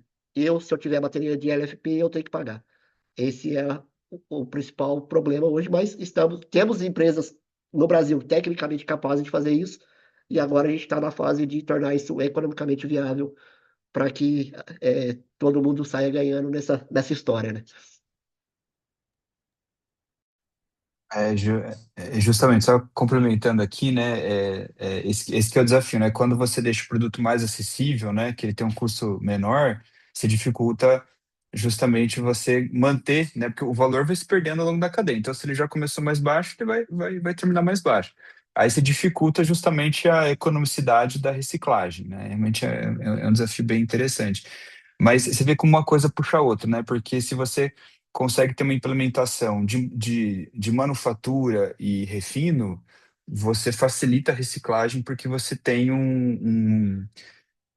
ali um stakeholder ali que vai demandar esse volume, né? Porque também se você vai produzir o quê no final, né? Você vai produzir o quê? Vai vender para quem? Se você não tem para a indústria de baterias vender, você vai vender para quê aquilo lá? Então você acaba vendendo para outros usos, né, na verdade. Você não necessariamente vai vender para produção de bateria, porque aí não vale a pena, você vai vender para outros usos, né? Aí que o cobalto, o níquel era mais interessante realmente, né? Porque aí você tem outros usos para vender isso aí. Agora o ferro já fica mais difícil. Então uma coisa puxa a outra, né? Isso que é legal, a gente entender que o ecossistema, se você consegue produzir, você vai reciclar mais fácil, né? Isso também é uma observação interessante. Obrigada aos Gustavos.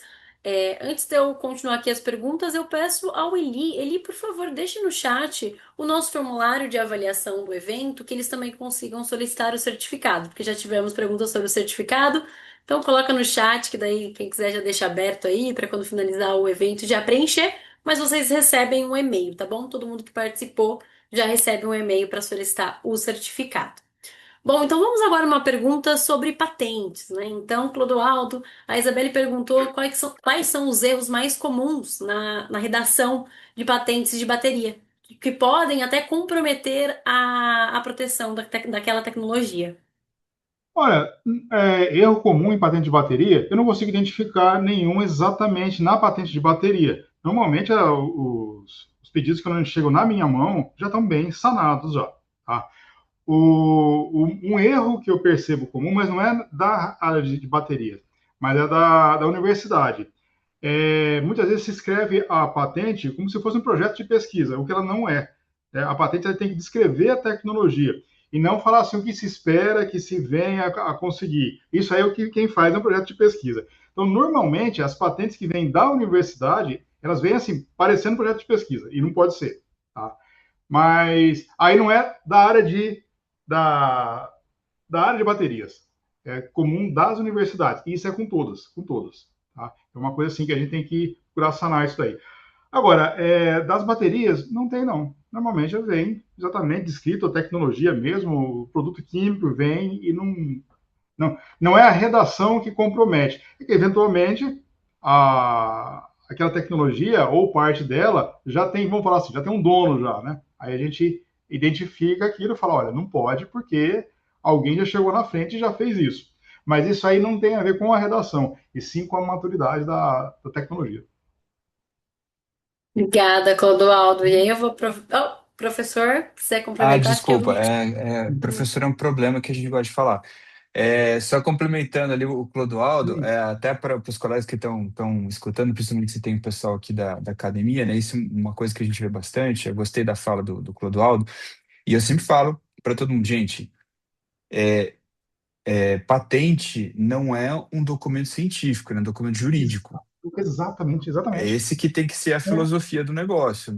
É, Artigo, beleza, artigo científico é documento científico, agora patente é documento jurídico, então é diferente. Mas é só isso. e olha, agora, em questão de ideias, eu sempre falo isso em todas as palestras que eu dou. As melhores ideias vêm das universidades. Mas o problema é aonde a universidade tropeça? Na redação. Na redação. E aí você, às vezes, está fazendo um exame, você fala, ó, corrige isso. E aí ele vai lá, mexe e volta pior do que estava antes, a redação. Mas a ideia é fantástica, é fantástica. São ideias geniais e acaba tropeçando nessa parte da redação. É isso. Vejam depois publiquem. É, Para não perder o caráter inovativo aí da proteção. exato, exato. E aí eu aproveito aqui a Isabelle está interessada na BID, Gustavo. Ela perguntou se existe abertura da BID para parcerias com universidades brasileiras em projetos de P&D, como startups ou grupos de pesquisa podem iniciar esse diálogo com vocês. Existe sim, a BioID, ela tem no seu DNA a parte de pesquisa e tem muitos programas do governo que fazem com que as empresas privadas busquem parcerias públicas. Então, como que inicia essa parceria? A gente precisa ver um tema em que vai ser de interesse da empresa e a BioID, ela mapeia as universidades em que podem contribuir com essa pesquisa. Por exemplo, aquele projeto que eu mencionei quando eu iniciei no P&D, de aplicações de painéis fotovoltaicos e a parte de integração com a arquitetura e com a agricultura, foram parcerias com a Universidade Federal de Santa Catarina, em que nós pensamos como desenvolver um produto aplicado a essa aplicação. Fizemos aqui na fábrica, porque a BioID também tem fábrica de painel solar aqui em Campinas. Fizemos esses painéis aqui e, é, através de uma parceria com a universidade, a gente tem projetos rodando e coletando dados para que, é, ao longo do tempo, vão produzir papers, resultados bem, e que vão ser utilizados para fomentar esses mercados. Então, a BioID tem interesse. Agora, na parte de veículos elétricos, vai vir forte, porque uma vez que a gente está com a fábrica de carros aqui também, então está chegando no momento em que buscaremos essas parcerias com as universidades com toda certeza. Obrigada, Gustavo. Fica aí então uma oportunidade. O professor Gustavo Dolbeck aí, quando tiver alguns alunos, alguns projetos de pesquisa, Gustavo Carvalho, procure a Unicamp. Ah, O sim, pessoal sim. também que está nos Faz, já faz um tempo que a gente tem conversando, né? Inclusive, o pessoal está aqui hoje, o Gustavo, aqui no workshop lá de estrutura de carregamento, né? Eles estão até aqui hoje. Estava conversando ontem já. Que Já está bem legal. avançado nas conversas. Que bacana, que bacana. Então, e o pessoal de outras universidades aqui que eu vi também, que tem galera de outra universidade, procurem o Gustavo também, caso tenha algum projeto interessante, aí eles verificam também a viabilidade disso. O Osmar está perguntando aí qual as principais tendências para o futuro dos veículos elétricos, Gustavo. BioID. Brincadeiras à parte. Eu vejo que a tendência, além da busca constante por autonomia, né, justamente está nessa questão de ultracarregamentos rápidos, porque é uma dor que o cliente hoje enxerga de eu preciso deixar meu carro parado 3 horas para carregar, e com essa dor em mente, a BYD lá na China já trouxe soluções e que estamos trazendo para o Brasil também, que são esses supercarregadores de 1 megawatt, 1,5 megawatt de potência, e eu vejo que em breve estaremos implementando também essa tendência. Então, eu vejo que, além de autonomia, tempo de recarga vai falar bastante também no, com relação aos carros elétricos. E legal, Gustavo. Professor, por favor. Só complementando aqui, inclusive esse é o tema do workshop, né, que começou ontem, tá sendo hoje também o dia inteiro, né, que está sendo falado bastante disso. A escalabilidade, né, acho na China eles estão muito na frente, né, lógico, o supercarregador ele viabiliza outras coisas também, mas, né, até estava conversando, para a realidade do Brasil hoje, né, o que a gente precisa urgentemente é ampliar essa rede, né, de abastecimento que ela ainda é bastante restrita, principalmente em rodovias, né? Nas cidades ainda você, né, consegue, né, é menos crítico, eu acho, nos grandes centros urbanos é menos crítico, mas nas rodovias isso ainda é algo existe uma dificuldade muito grande, né? Porque a implementação desses sistemas de alta potência, né, Gustavo? Imagina só, você está colocando 1 megawatt de potência ali, não é qualquer lugar que você consegue colocar isso. Você tem que ter outras tecnologias junto, micro-redes, junto com BES, junto com, né, outras partes ali para viabilizar esse tipo de solução, e para que isso tenha escala, né? Porque tudo bem, é legal ser, né? Provocação aqui que a gente deixa. É legal você ter uma estação de 1 megawatt, mas eu preferiria ter 10 de 100 do que uma de, do que uma de 1.000, entendeu? Que é algo que a gente consegue ter mais uso, principalmente olhando o crescimento da demanda. Eu falo isso, né, como por causa das pesquisas que a gente realiza também, e por outro lado também como usuário, né? Também sou usuário, então eu também sinto a dor aí no dia a dia de alguns probleminhas. Obrigada, pessoal. E tem demanda, gente, porque assim, eu não rodo mais sem ver um BID por aí, gente. Tem muita demanda. Bom, temos uma pergunta aqui extensa do Júlio Barros. Júlio Barros é colega do professor Gustavo. Ele disse que também fez engenharia química e entrou um ano depois do professor. Ele está perguntando assim: com o crescimento da frota de elétricos, o horário de ponta da rede elétrica, a hora do rush elétrica, entre 18 e 21 horas de segunda a sexta, pode se tornar um gargalo. Se todos plugarem os carros ao chegar em casa, será como adicionar 1 milhão de chuveiros ligados ao mesmo tempo. Minha sugestão não envolve custos, apenas atualização de software para a segurança elétrica nacional. Por que não implementar, via atualização de software, uma configuração padrão onde o carro só inicia a carga automaticamente após as 21 de segunda a sexta? O usuário poderia sobrescrever com um toque se precisar. A BID vê viabilidade técnica nisso? Vivi o apagão de 2001 e acredito que essa alteração simples possa propagar problemas. E ele fica aí aberto a conversas. Gustavo, o que que você acha aí na sua opinião? Eu vejo que a BioID, ela também se preocupa com isso e ela com certeza vai desenvolver conversas com a parte de infraestrutura, porque uma coisa vai puxar a outra, né? Então, a gente está puxando essa demanda, está mostrando que vai ter essa demanda e, consequentemente, a gente vai precisar construir soluções em conjunto com os outros setores também, né? Questão de geração, distribuição e transmissão também, porque tudo isso está integrado, né? Com certeza a BioID vai pensar em soluções, em como amenizar esse problema, com até questão de BESS para fazer o time shifting, peak shaving de demanda de energia. Isso vai puxar o desenvolvimento de baterias de segunda vida. Com esse tanto de veículos no mercado, as baterias de segunda vida vai ganhar viabilidade para a gente fazer BESS para justamente é, conseguir fazer essa gestão de energia. Então, se tem N possibilidades de contornar a situação e a BYD com certeza vai estar de olho aí e qual que vai fazer mais sentido para ela. Só complementando aqui, ó, vou dar um alô aí pro meu colega, né? E agora, essa questão, eu vou citar aqui o livro da professora Flávia Cassiani também, que eles até fazem essas análises, agora eu não lembro o nome, mas eles fizeram essas análises, inclusive, da rede, né, de potencial perturbação da rede, Se eu não me engano, acho que até 5% do mercado a rede não tinha problemas de absorver isso, não demandava uma infraestrutura maior, isso do mercado de veículos nacional, né?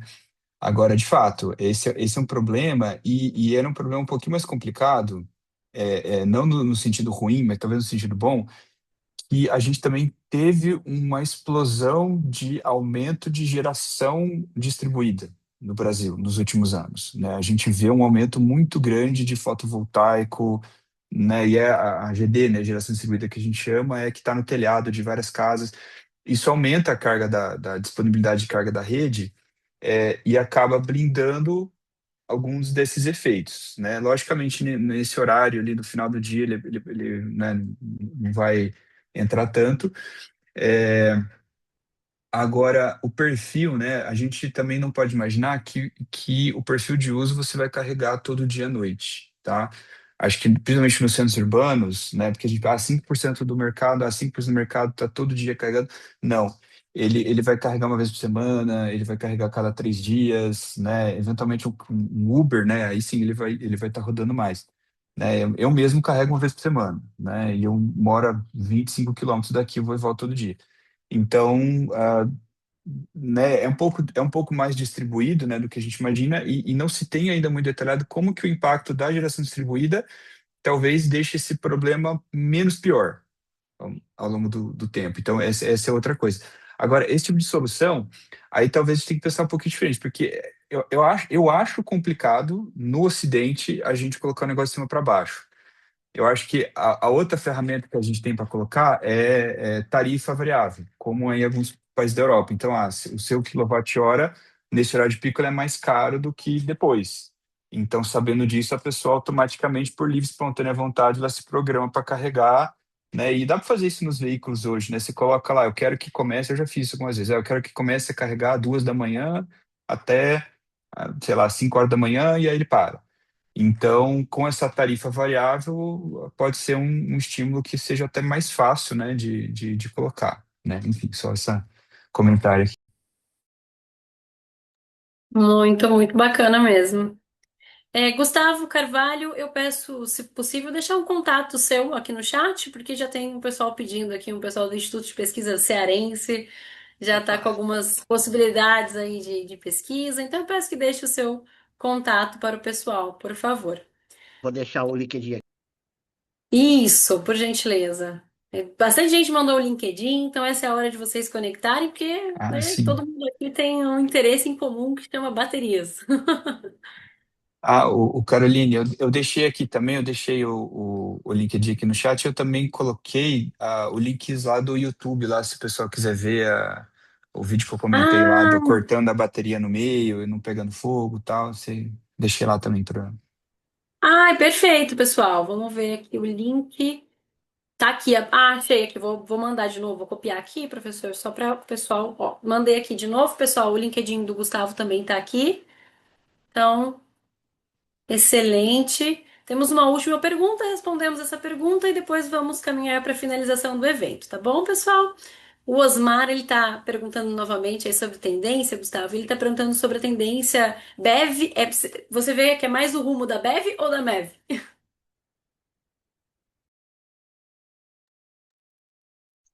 A tendência dos BEVs aí, dos carros elétricos impulsionados pelas baterias mesmo, né? Porque a BYD mesmo, ela vai sempre pro plug-in e pros 100% elétricos, que você sempre consegue carregar a bateria, não necessariamente precisa do motor a combustão. Então, eu vejo que a tendência é, de fato, te dar essa autonomia de, eu posso carregar na tomada, e eu posso, nos carros híbridos, por exemplo, pode carregar ou na tomada ou no motor a combustão. Mas eu vejo que a tendência é, de fato, essa versatilidade.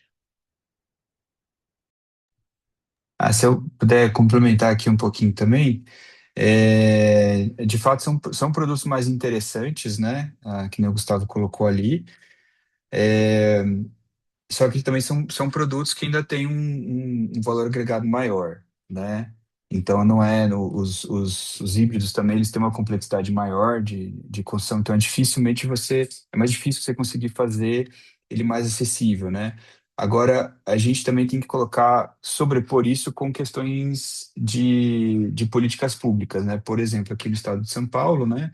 Então, essa tendência que eu mostrei ali dos mild hybrids, né? Então, são sistemas híbridos pequenos, né? Eles usam até arquitetura 12 volts mesmo, né? Então são sistemas bem menores. E a gente tem montadoras, acho que a principal delas que tem produtos nessa linha é o Grupo Stellantis, né? Hoje aqui no Brasil.